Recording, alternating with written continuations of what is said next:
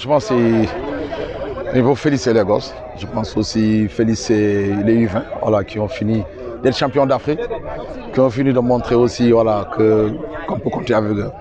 Je pense que c'est un match qui s'est joué sur ce qu'on appelle la gestion des émotions. C'est des enfants qui viennent, qui rencontrent un peu des U20 qui sont champions d'Afrique. Des garçons qui ont l'habitude de voir jouer en Ligue 1, eux ils jouent en U17 même dans les académies. On n'a pas pu surmonter dans cette gestion sur le plan émotionnel. Maintenant, ce stress, au lieu que ça les bonifie, ça les a un peu inhibés au début. C'est pour ça, dans 15 minutes, on a pris 2 buts. Mais je pense qu'on a su rectifier, on a su remettre en place un peu les gosses. On a su les mettre sur les rails et au bout, en deuxième minute, on peut dire qu'on a fait 0. Donc ça veut dire que c'est encourageant pour la suite. Et en face, il n'y avait pas n'importe qui, il y avait des champions, il y avait des garçons qui ont l'habitude de jouer en Ligue 1. Coach, où est-ce que vous en êtes par rapport à la préparation, vu qu'à 72 heures, vous allez s'envoler pour l'Algérie? Où est-ce que vous en êtes concrètement sur la préparation? Je pense qu'elle est finie, je pense que la préparation est finie. Là, on va aborder la 4e phase qui est un peu plus ou moins la compétition. Normalement, on devait être en Tunisie, malheureusement. Voilà, on va quitter vendredi pour partir.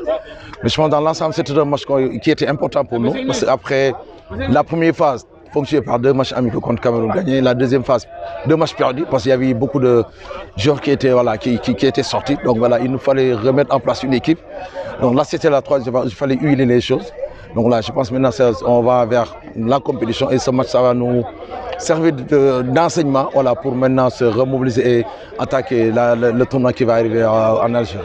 Au sortir du tournoi, vous avez changé quand même quelque chose au sortir du dernier tournoi, après les 2 rencontres face au Cameroun. Et vous étiez toujours dans cette recherche. Mais U17, c'est une catégorie compliquée. Hein? C'est des garçons qui jouent 4 matchs par saison.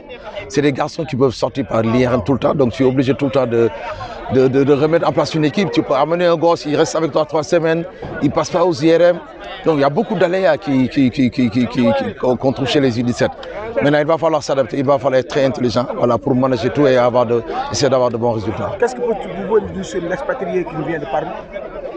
Je pense depuis ça, c'est son 2e match. L'autre jour, il a joué. Donc c'était pas mal, il amène un peu sa précision, sa touche technique sur le plan technique. Abdou Salam Konaté, il est de Parme, donc il nous approche plus ou moins sa touche technique.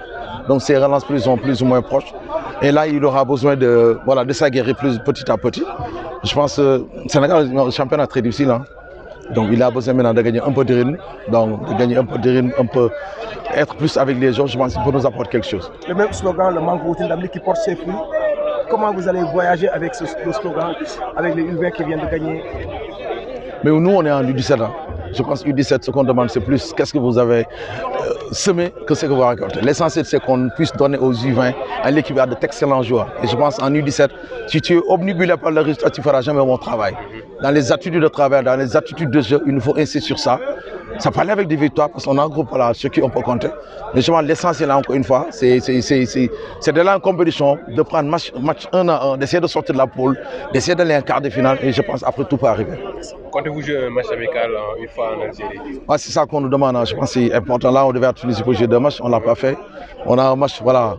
Maintenant, on peut aller voyager. On promet un match là-bas en Algérie avant de commencer la compétition. C'est pour ça qu'on parle le 22. Parce que la prise en charge de la CAF va commencer le 25. On s'attend à un match. Ils sont en train de chercher l'adversaire. Peut-être que ce sera Zambie ou notre adversaire. Mais ce sera de bon augure pour nous. Ça va nous permettre encore de rectifier et d'être plus prêts pour le jour suivant. Un bon message aux Sénégalais qui veulent rester dans cette dynamique de victoire, malgré vos préoccupations de formation et d'éducateurs.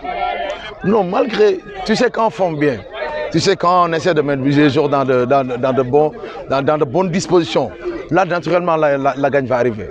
Et je pense que l'essentiel c'est de prier pour ces enfants, de ne pas surtout les mettre la pression. Parce que c'est un jour, hein. Je dis de l'année passée, il y en a qui étaient 4 matchs. Cette année, il y a le championnat, il y en a qui n'ont même pas encore commencé le championnat.